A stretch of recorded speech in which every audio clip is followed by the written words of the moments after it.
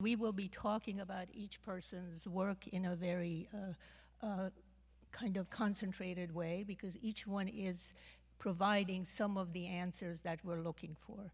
And I have to tell you this has been my obsession for the past 5 years, this idea. It's not just biomimicry, it's not just termites, it's not just all of those things that nature shows us, but how do we work with the natural world and the built environment together? This is my big obsession.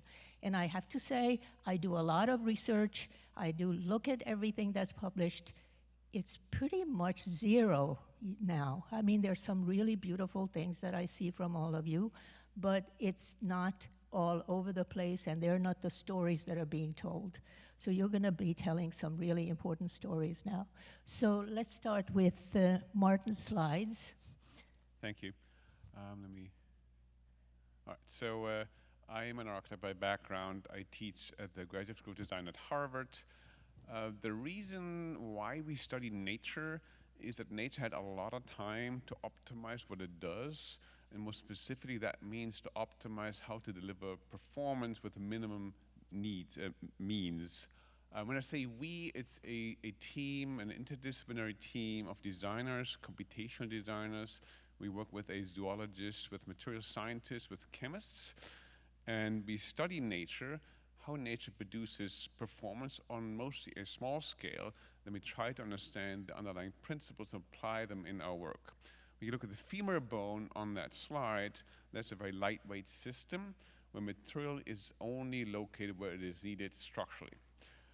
So the way we might be translating something like that into a built product is through looking at 3D printing, as in this image here, where we develop a robotic system to print clay, but not to deposit clay on a solid surface, but actually span clay freely in space and develop these lattice systems that produce volumes very quickly without using a lot of material.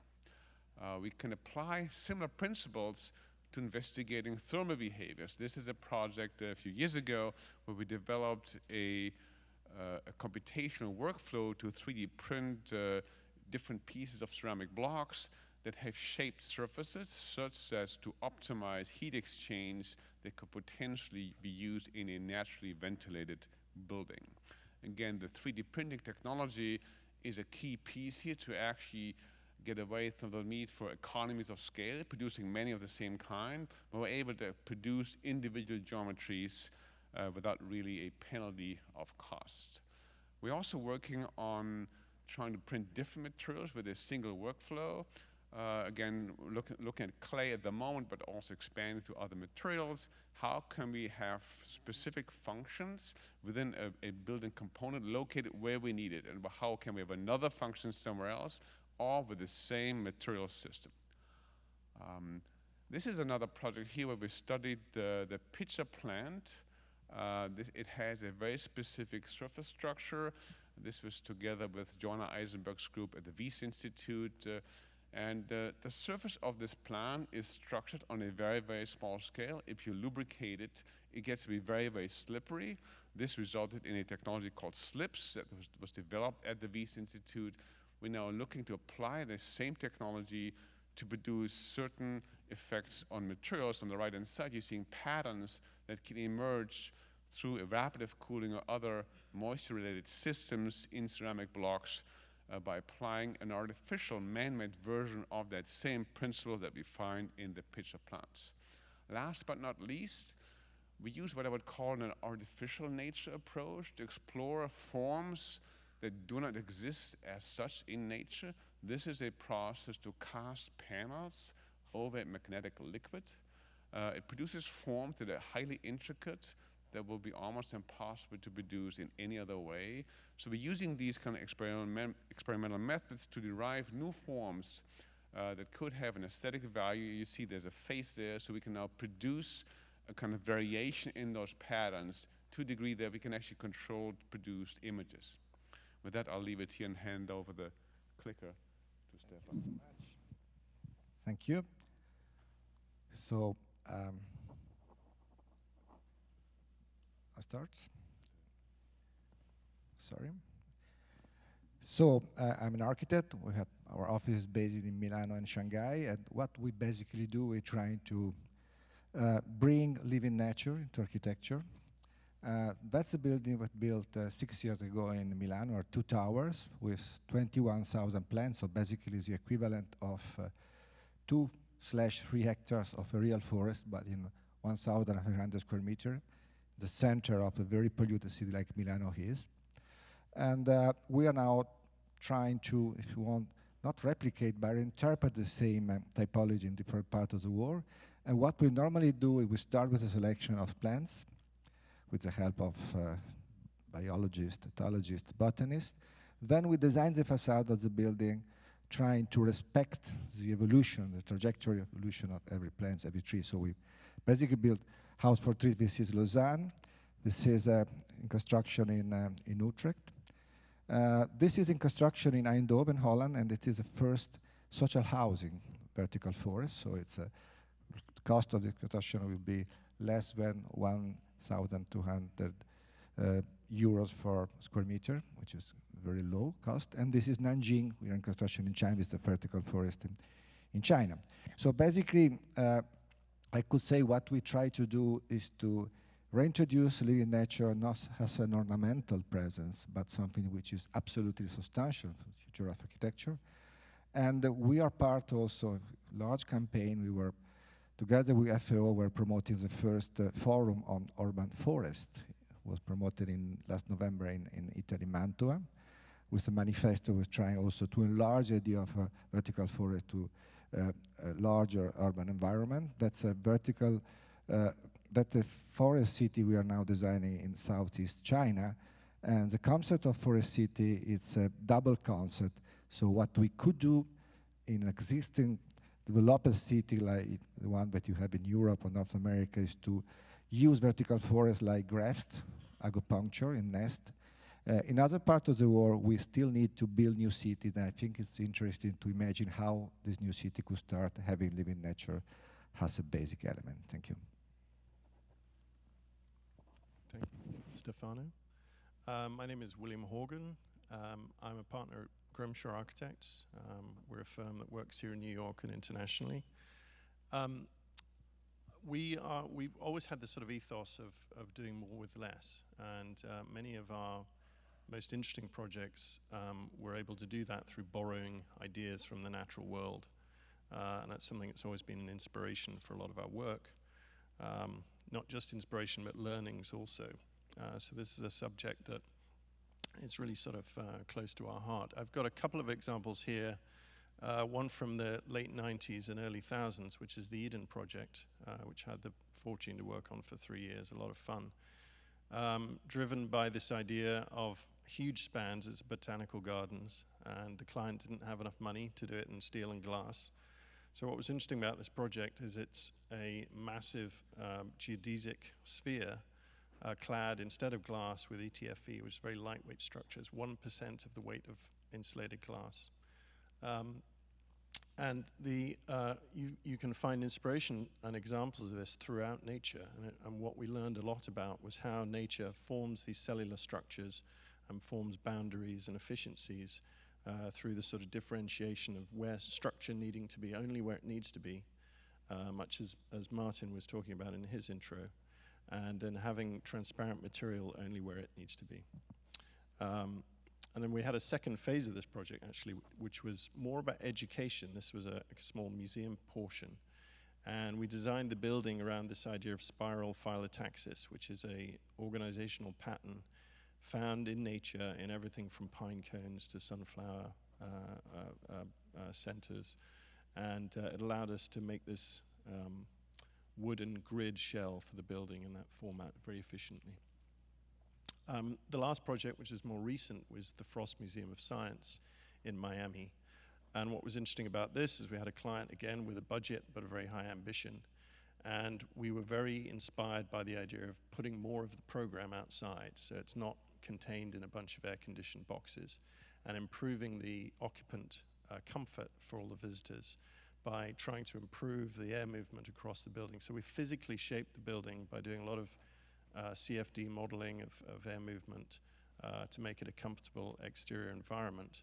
And then also working, again, this is a somewhat unorthodox thing to do, to actually have the aquatic exhibits exposed to the sky, so that you have the South Florida fauna and flora in their natural environment. I'm sorry. I guess we have one each. Sorry, it's that one. Hi, my name's Clare Miflin. Until recently, I was a practicing architect at Kiss and Cathcart Architects, where we really tried to make the skin of our buildings productive, whether that was solar panels for energy or green roofs or even hydroponic facades growing fresh produce. And this was one of the buildings that's about to open, Bronx River Alliance, where we had an ecologist on the team, and we tried to have the same ecological productivity as the native forest would have had originally in this place.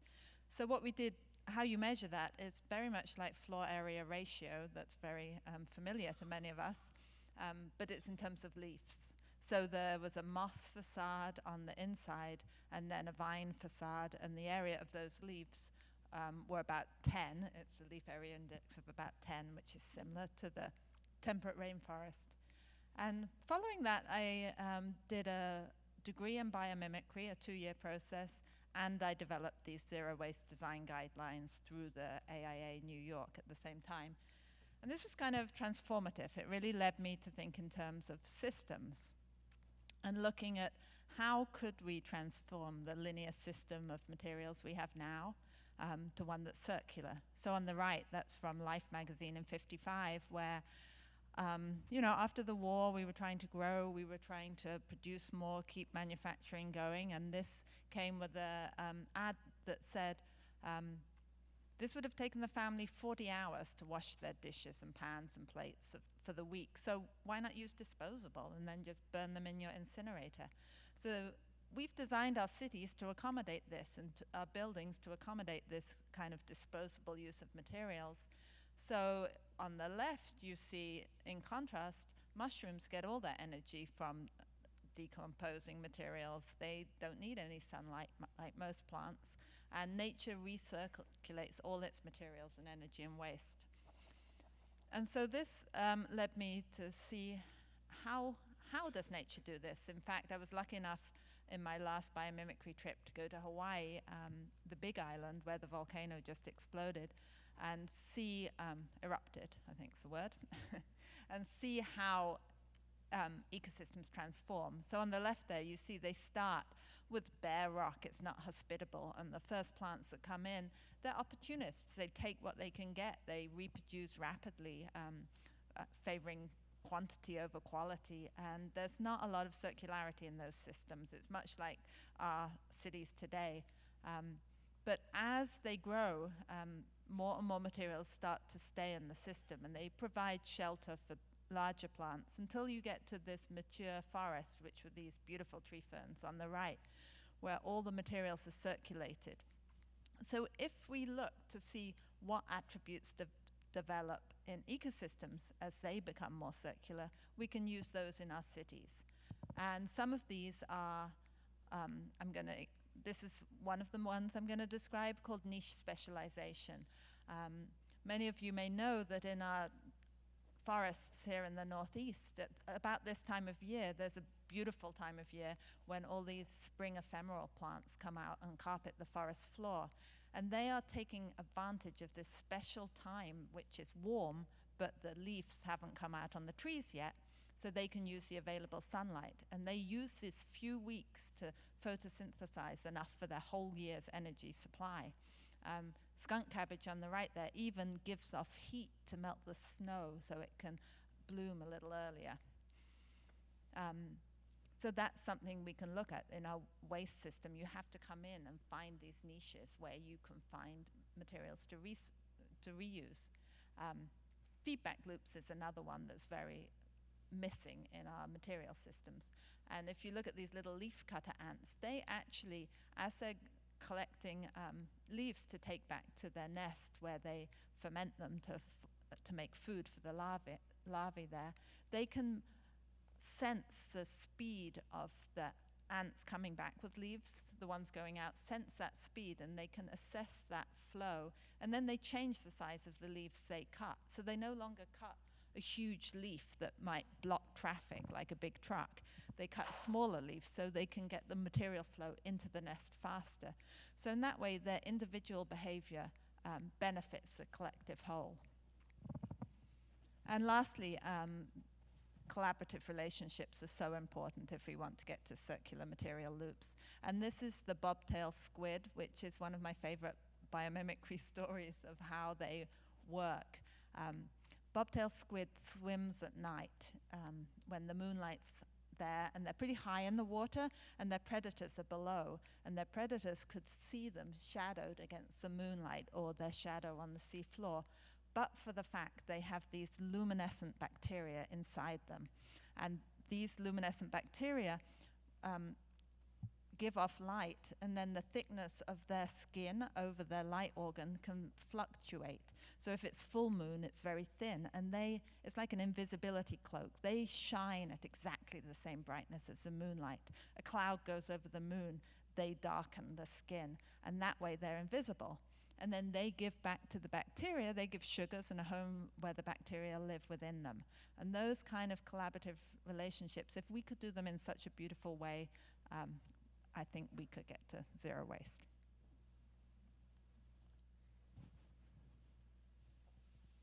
Great. Hello. My name is Jenny Sabin, Wiesenberger Professor of Architecture at Cornell University, where I direct a hybrid research and design unit that works across disciplinary boundaries. I collaborate with material scientists, biologists, mechanical engineers, physicists, and beyond. And one of the fundamental questions that drives both my fundamental research and also my practice work is how might buildings behave more like organisms, responding to and adapting to their environments. As with nature, we frequently start with very simple rules and processes, simple units, components such as 3D printed bricks, that through iteration and feedback produce much more complex wholes. I frequently look to other disciplines to work with digital fabrication machines to implement these processes and behaviors, such as in textiles, working with digital knitting fabrication processes and industrial robots to unfurl multi-axis robotic printing. And with many of the projects, we don't simply scale up or mimic what might be a beautiful shape found in nature, but we look beyond the image to look at the processes and behaviors that contribute to those morphologies, such as with my project for MoMA and MoMA PS1, the Young Architects program. The project was called Lumen, where we're looking at multicellular structures to contribute to surfaces that are non-standard, that are in equilibrium and are constantly dynamic in terms of how they work with their contexts and also optimize for structural conditions. And equally important in terms of thinking about adaptive materials and how those interact with the sun for both performance and function, we're very interested in issues of beauty and aesthetics to facilitate embedded expressions in our built environments. And also equally important to produce work that's human-centered, that's personalized, that's playful, and opens new questions. I work with material scientists to innovate new materials, to develop what's called thin film technology, adaptive building skins, to not only contribute to the reduction of carbon emissions and the overall carbon footprint of a building, but again, to think about how we might begin to tune and personalize our spaces, to think about how materials might change throughout the day and night. And through the work, I not only operate as an architect applying these principles in architecture and architectural research and also in my teaching, but importantly, I also contribute to applications, tools, visualization tools that are important to science. So we write together, we publish together, we produce tools together, and again, the most important thing is the production of a truly collaborative space, because when it gets down to it, it's actually really hard to collaborate across disciplines. And so forming relationships and trust is incredibly important. So, as you can tell, there's some very exciting things going on. And I, for one, am in heaven right now. But I'm coming down to earth because I want to start with Bill. So I have this terrible, terrible aversion to the massive amount of energy we use to heat and cool our buildings, and especially in warm climates where we overcome the natural world. And I know that Miami is unbearable at certain times, but what you designed at the Frost Museum there is really important for us to consider in every climate. So can you talk a little bit about how that decision was made and how your clients were able to cope with this? Because I think the first response is, let's throw air conditioning at it. So how did you manage to do that? Thanks, Susan. I mean, that was a really exciting challenge for us, and it was definitely a real driver of the architecture. It wasn't just a bolted-on kind of hidden technology. And I think part of the issue that all architects struggle with is, how do you make your buildings sustainable and beautiful at the same time?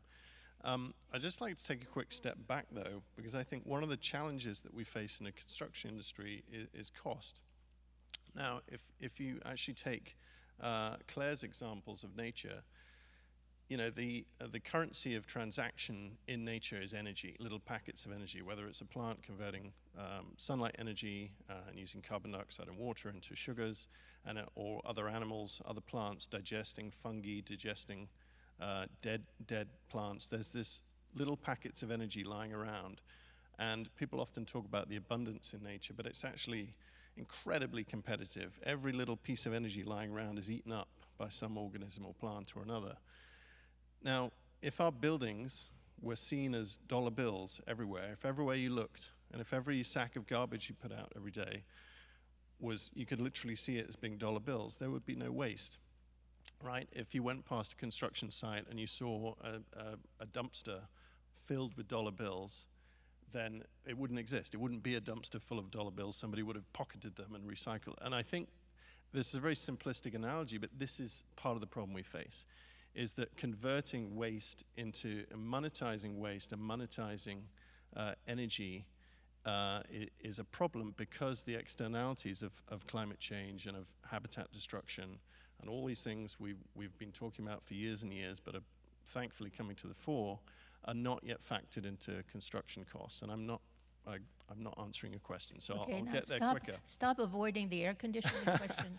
And But just- I understand what you're saying. I totally agree, but I think there might be some interesting things brewing at the AIA New York. So I'll hit you after you answer my air conditioning. So let me give you a 1 minute direct answer. So what happened at the Frost Museum in Miami is we showed the client that they could get more bang for their buck. They could actually increase the amount of programmable museum space by taking a bit of a risk, by doing a bit more analysis up front. We applied for a Department of Energy grant to do a bunch of analysis. It slowed the project down a little bit at the beginning, but it allowed us to literally shape the building to improve air movement across and through the building. You need it to be shaded, but it meant they could put a bunch of their exhibits outside, and it's South Florida. And it shocks me, you look at most of the other business as usual museums, they're just big black air-conditioned boxes with a bunch of lights inside. And the aquariums specifically, you don't have to do that, but that's the kind of easy business as usual approach. And actually what we did wasn't rocket science. It wasn't particularly complicated. It just took a bit of a leap of faith on the part of a great client and an architect and an engineering team willing to kind of, push them a little bit. So it's really interesting because you just use something that nature has developed and engineered for thousands and millions of years, and there it was helping you and helping you people to breathe better and feel better and maybe even be a little healthier. So Claire, this AIA guidelines, the zero waste guidelines, can you talk a little bit about that? Because that seems very hopeful to me, but is it, what are the parameters? How are you going forward with this? How is the AIA advocating for the zero waste possibility? Okay, so the zero waste design guidelines were developed through the AIA New York Committee on the Environment, which I'm co-chair of. And they were really to answer the question, New York City has this zero waste goal, what can we as architects do to help it get there? How can we design our city from the urban sphere? I mean, garbage has such a persistent presence in our public realm. How can we design to get to zero waste and improve our public space at the same time? So since they came out in 2017, the AIA put on a big exhibition last summer in 2018 during the National Convention.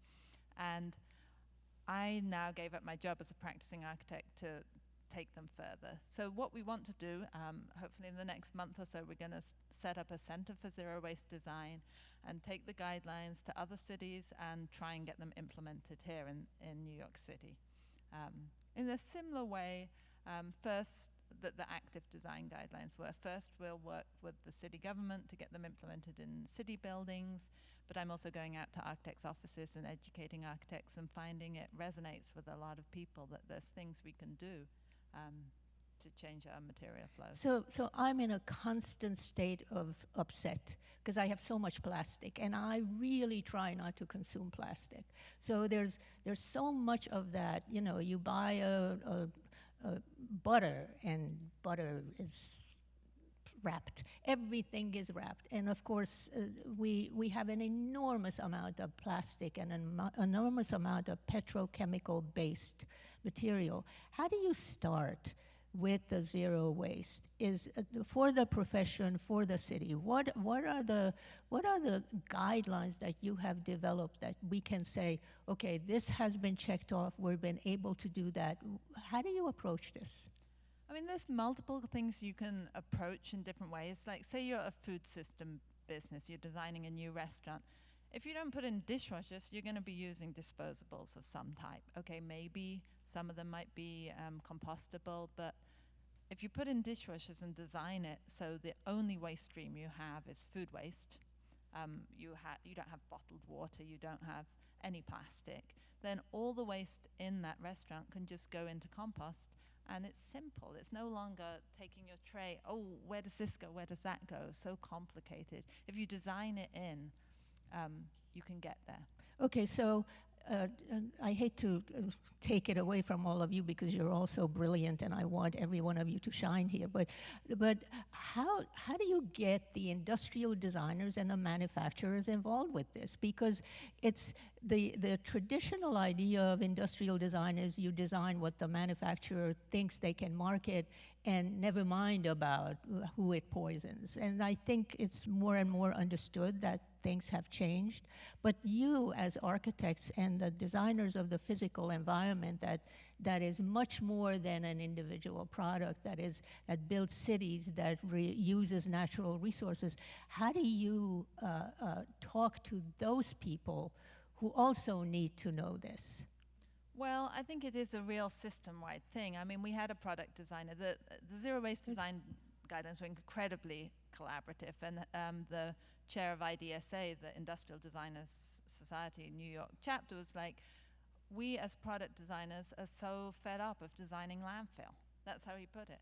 Okay. And so many of them want to design better things, but it's just like with architects, it's what the public are asking, what the client's asking. And I'm hopeful that waste has really come up in the public imagination. Those whales full of plastic, we know the this. emotive Yeah. response, and I think things could change quickly. But you're right that the system is so interconnected. It has to be the product design, the architects, the urban designers, Absolutely. us all together. So while we're discussing this interdisciplinary world, first of all, I'd like Jenny and then Martin to talk about the interdisciplinary work that you're doing in various levels. So Jenny, you are talking to people, as architects, you are talking to people that you are not beginning to talk to as a profession, but it wasn't the way architecture was taught. So how do you bring those people into the class And how do you change the instruction of the architect and the instruction of a university-educated people so that there is more of a broader understanding of science, of technology, of nature, of all of those things that we talk about and we wish to accomplish, but then you have a professional class that probably is kind of nibbling at the edges of all those ideas. So how do you make changes in academia? It's taken almost 15 years, Yeah. and not a lot of sleep. But you have to generate a new model. And as I said with my last slide, I think a lot of that, the success has hinged on trust and forming collaborations with people who are really committed to it across disciplinary boundaries. So more specifically, I think, one of the hardest things is getting students to think a little bit differently, to think systemically, to think about issues of feedback, to look to nature, not, for form drivers to make, complex form, but to really look at the processes and the behaviors. And so I weekly invite collaborators into my lab. Recently started a new advanced research degree that purposefully does not require incoming students to have a prior professional degree in architecture. Most of them do to this point, but that allows for biologists and material scientists to work alongside architects in a collaborative space, and that's actually incredibly important. And it's never been about turning designers and architects into pseudo-scientists or scientists into pseudo-designers, but to at the very least generate new questions and hopefully to generate new applications. So if we even pretend to work with nature and technology, we have to learn about nature and technology, and there's no getting away from that. So how does a university change its mode? I mean, it's like everybody protects their own little area. Architects are protecting architecture. Scientists are protecting science because of the grants that they get, of the, all those things that universities do. So do you see among your students a kind of a desire that will push this old system out of the way, this sort of single channel, and create multi-channel education where everybody's more informed and architects are much better because they know all of those things that you're working with?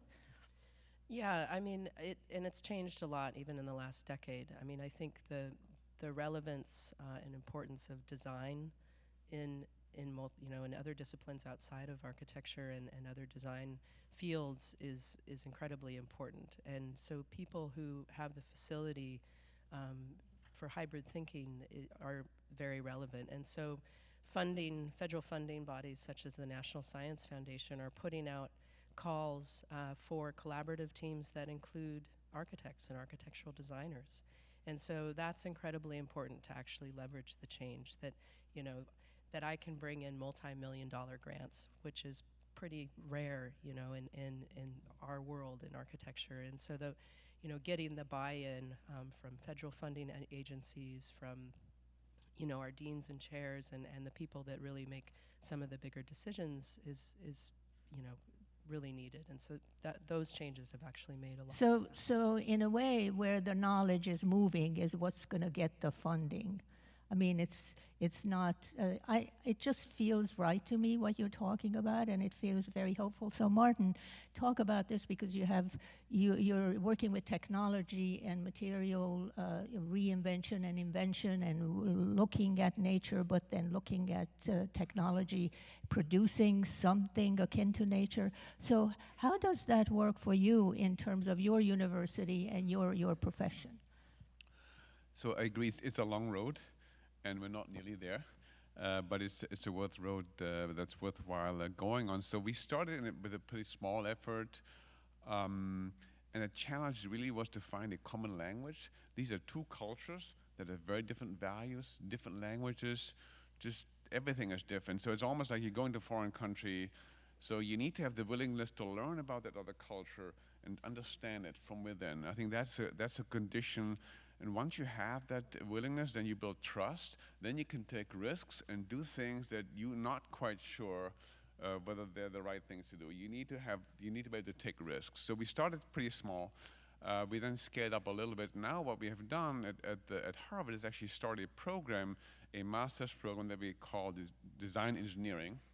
That is really science, engineering, and design. So we're putting designers, material scientists, computer scientists, data scientists, social scientists in a room in collaborative teams together as students to work on complex problems.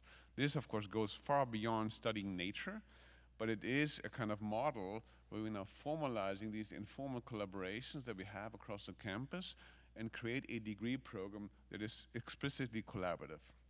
And again, in that program, we found that it's on the part of the faculty, it's a culture building effort, actually. Right? We need to understand how these cultures connect, what are the platforms, the infrastructures, so we can actually empower that work. But we find that the program really resonates. We have really fantastic students. It's interesting work. So I think one way forward, I'm not saying this is the answer, but at Harvard, that is what we've done. And I think it's working pretty well. God, I want to go back to school. This is so exciting. Apply. I'll write you a letter. So, Stefano, there's a question from the audience. I also want to ask you about China because you work in China and how some of these are playing there. But the audience member wants to know if you're working on vertical farms. Yes, for sure. We are working on that. We are working on that in China. We are also designing in Mexico vertical farms. Basically, it's one of the possible way to develop the idea of urban forestation. So it's not only about verticalization. I think urban forest means to realize and design peri-urban forests that can also help to stop the consumption of soil. It's to multiply the number of green roofs, like Paris is doing. It's working on community gardens. It's enlarging the green surface everywhere. So that's, I think, it's what we seriously have to do. And I think it's really, for me, relevant to think how cities are at the moment the protagonist of this challenge. So cities are producing 75% of the CO2 which is present in the atmosphere, which is at the beginning of climate change. And so cities are the first victims of climate change, thanks to the risk of flooding, which is connected with rising up of the ocean level. We have to do our best to make city capable to be the protagonist of a new kind of change. So I think we do a part of this work. So vertical forest is one of the many different ways we have to combine together and if we want to do something of really efficient. So we also, you mentioned cities because cities are now so hyped up and everything is about urbanism, and yet we have this old model of the concrete city. Everything is sort of forgetting nature. New York has Central Park, obviously, which is a blessing, but I mean, and you know, frankly, Rome knew what they were doing. I mean, they are still building around those 7 hills, although it's very crowded, but there's nature all over the place. So how does a city, and I think maybe Bill can start thinking about that and Stefano adding to that, how does a city begin to understand that it is part of an ecosystem that exists or maybe existed? So, you know, now we're beginning to reclaim rivers that we shut off. We're beginning to understand that the natural flow of water is important. We're beginning to analyze what's there. But how do we say that a city can have nature incorporated into it? Stefano's vertical gardens or the beautiful, you know, plantings on roofs, farms on the roofs, or all of those things are not enough. They're not enough. There really need to be something on the ground and not just these little platform of, you know, bike paths around the big, you know, five big skyscrapers. I mean, that's nothing. So where's the answer here? I have a couple of thoughts on this, and I think one is that my sense is there's several strands here that will come together to make more verdant cities in the future. Now, whether that's 10 years away or 50 years away, I wouldn't hazard a guess. But one is that infrastructure is starting to be much better understood, in that natural infrastructure actually functions in many cases better than man-made infrastructure. And I'm thinking about stormwater detention, I'm thinking about wastewater treatment, protection of our shorelines, you know, instead of using concrete seawalls, for example, using mangrove forests, these kind of examples. Something where it's learning from some of the mistakes made in the 20th century, where there was this great post-war optimism that we can throw through brute force engineering at every problem there is to solve and solve it. The 21st century is teaching us, gosh, nature and ecosystems are much, much more complicated, and they require more granular, more interconnected systems. I think what that's leading to is a greater openness in our society to a more verdant and a more connected urban existence.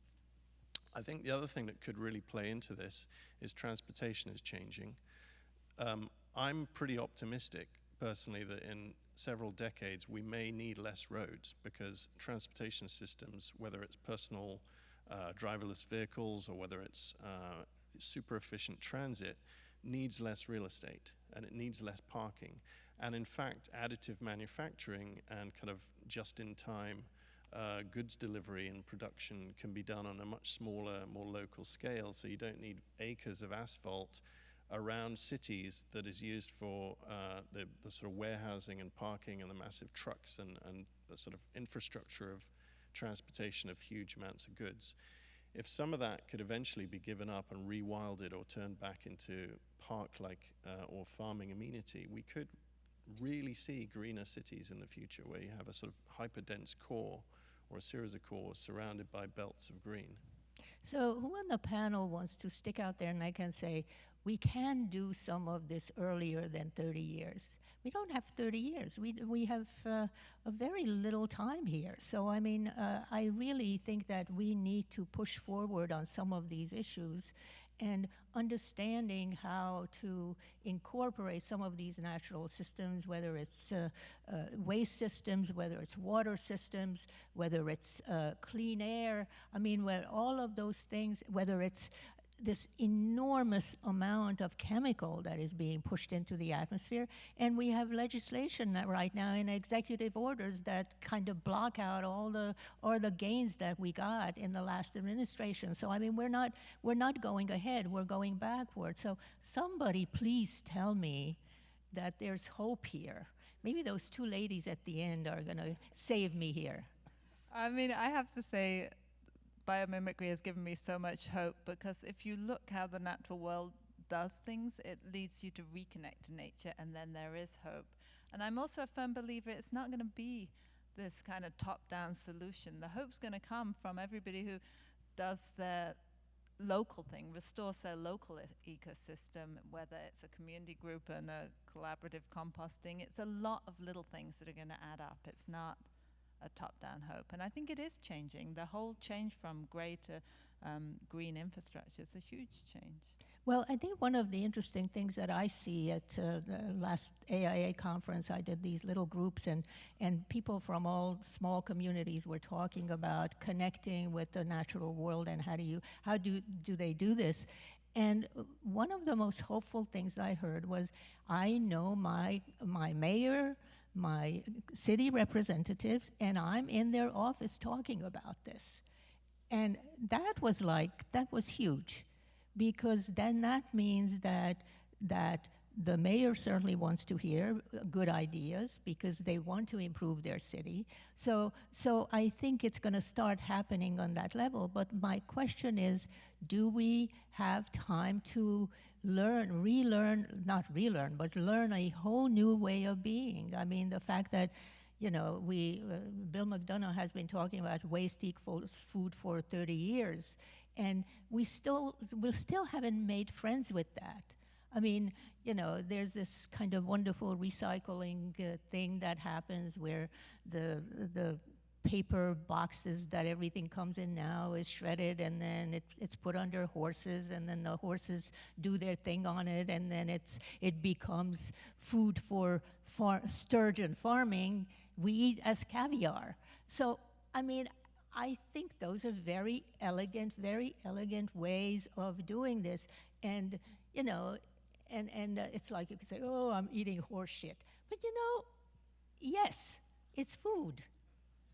And it turns into food, and it turns into expensive, great food. So how do we overcome this sort of revulsion against something that is natural? I mean, nature uses this kind of thing. Martin, can you kind of talk about this a little bit? About how do we stop saying that it's yucky instead of saying, hey, that's a really good idea. We can recycle our wastewater. We can clean our wastewater. I mean, John Todd has been cleaning wastewater for 25 years. I could talk to that too. No, I mean, it's very important to how you frame something, Yeah. right? And I learn this sort of every day in my interactions with colleagues, engineers, that we talk about the same thing. They think about it in one way, I think about it another way. And is there a true way? Well, not really. It's just different ways of looking at one thing. So I think a lot of actually emphasis has to be on education and awareness. I think there's only to some degree do we need to invent new strategies, technologies. We have a lot of knowledge already, and we're not applying it. A lot of change could happen instantly if there was the incentive, the will, on a political level, among people. I think a lot of things could change. Whether it would tip the balance, I don't know, but it would go a long way. So I think awareness is actually absolutely key, and the willingness to kind of act on that awareness, that's really where it begins. I think maybe nature can be used as a way to explain how systems can function that are sustainable, but nature is very complex. So this will not work for everybody. Nature is incredibly multi-layered and deep. But I think the natural inspiration could be very, very useful here. So Bucky Fuller said this all 40 years ago or more. Can we talk a little bit about him? Because I think there was the whole system way of thinking, the observing nature and creating forms that are the most efficient forms that nature can produce. Is there anybody teaching Bucky these days? And I mean, I know he was a pain in the neck, and you know, I would listen to his lectures. I think I was the only one left when he did the 8-hour Radio City Hall lecture. He just would not be stopped because he was so full of ideas and commitment. So I think there was something there. We have our history of architecture, of planning and design, of material use. It's a very rich history that we can dip into. So is landscape urbanism. I mean, I think, you know, it's been dismissed as in competing academies, but it's a really important idea that landscape plays a big deal in urbanism, and it's not just landscape design as we used to think of landscape design, but understanding ecologies. So I mean, you guys who teach, how do you bring this discussion into the present so that the kids understand that there are roots to this kind of thinking? It's not just, okay, you know, you're not just thinking these up, there's something happening. Yeah, well, my students read Bucky, and we have discussions around his important works. And, you know, to my knowledge, he was one of the first people to call himself a design scientist. And so I think, you know, the ideas and the hope that he put on the table and the challenges are now at a point where we can really, you know, move forward and begin to apply them. And to go back to your question about hope, you know, for me, my students give me hope. I mean, the research and the projects keep me going, but to see them go out into the world and make impact and find themselves not only in architecture, but also in science and engineering and other fields. And I think that hybrid thinking is really absolutely necessary to begin to apply the abundant knowledge and technology that we have, and to move away from, just thinking solely on, sort of technical solutions, and based on resource consumption, but to move towards more circular models. And that thinking is, I think, present in the students. And for me, that's the hope. So here's another audience question, which is a kind of the big question in the room. What is, I have to take my glasses off. What is the biggest challenge to sustainability in the built environment? So is there, I think we're talking about much more than sustainability, because sustainability is kind of a word of another times, but we are talking about something much bigger than that. But what is our biggest challenge in the built environment? Who could, maybe we could start down the line, and Martin, what do you see as our biggest challenge? I think that's a tough one. I would say it's actually a cultural challenge. You have to change minds before you really have deeper effect. I think that is the most difficult thing. I think we have the technologies. We know how to design zero energy buildings. Why are there only a handful out there? I think it's a shift in how people think. It's a shift in culture. That's the hardest part, and that's an educational agenda, and it has to start actually in kindergarten. It has to go all the way down up from there. But the kindergartners are out there protesting. Yesterday they were all out there on the picket lines. So they know this. They want to learn this. And I don't know which one of you has small children or other children, but I'm telling you, I don't have any, but I do know some amazing young kids, and they are totally hooked into this. So it's fertile ground. You really just have to show what's there. And they're not voting yet. They're not voting yet, but if they are powerful enough at 18, they will be voting. So Stefano, what is the biggest challenge that you see, and what do you see in China? It's on steroids what they're doing. Yeah. So no, I think you are totally right. So in a way, we really need a culture switch, because 20 years ago, basically, Jeremy Rifkin was talking about how to transform every building in a local plan, where not simply to consume, but to produce and gather and distribute energy. William McDonough was producing this cradle-to-cradle concept 10 years ago. I think we need now a kind of holistic, comprehensive view. We need to put together the use of renewable energies, the idea of buildings that are producing energies, the idea of urban forestation, and so on and so on. And that's absolutely crucial, and I totally agree we have to start with public school programs. It's the crucial issue. About China, well, China, it's you have to consider that every year in China, 15 million of people are abandoning the countryside, still now. And so China, like India, are countries where we cannot avoid to build new urban environments, but instead of adding new peripheral, absolutely crazy, without services, without public transportation, peripheral environment, we could imagine to propose a system of small, middle-sized, smart and green cities surrounded by agriculture. So I think that in a certain way, we should go back, you are right, so to Minister Fuller, we should go back to Frank Lloyd Wright, Broad Across City. We should try to see if it's possible to imagine a city who becomes more and more similar to a kaleidoscope, where natural, agricultural, and artificial environment are combined one to the other. And that we have to try to do.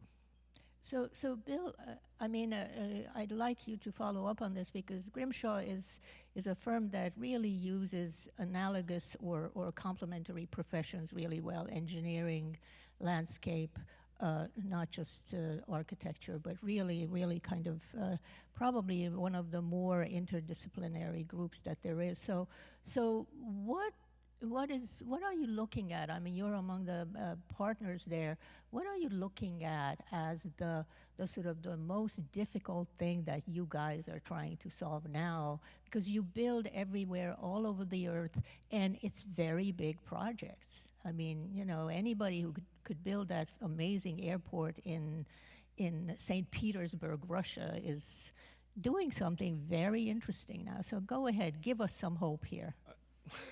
Well, you finished with me for hope. I don't know. I think the biggest challenge is moral, because I think as the world is lifted out of poverty and into the middle class, and we see there's growth in the demand across the world for air conditioning and for, you know, flat screen TVs and for the kind of standard of living that we're all used to, that is a real moral dilemma. We have to support and understand that impulse, and we have to find a way of creating an economy, a world economy that can satisfy those very human cravings. I think in the construction industry, concrete is a massive headache. I mean, there's been an explosion in the amount of concrete being poured every year in China.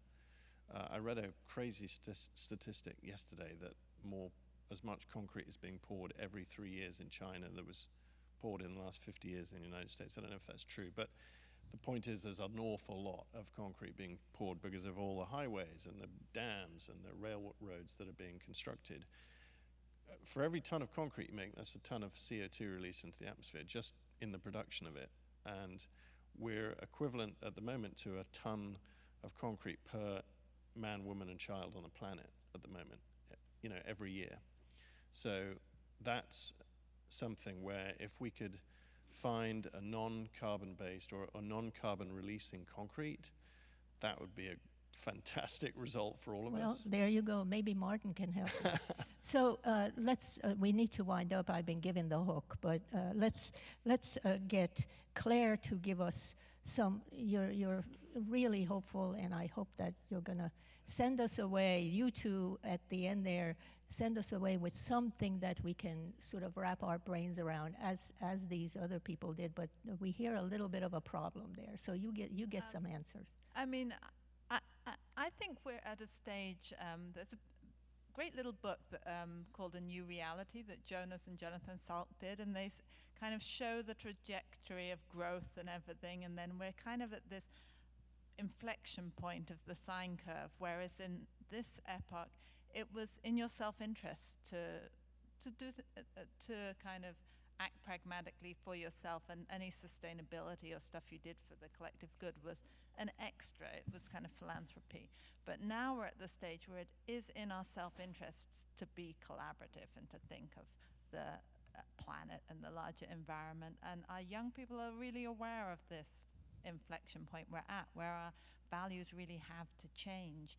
And I think it can be pretty rapid. It's these kind of virtuous reinforcing loops that once change happen, it can be really rapid if we change our mindset, and we think that's for our own good if we're collaborative and we think of the larger world. So Jenny, your embodiment of collaboration. So some last, like, one sentence.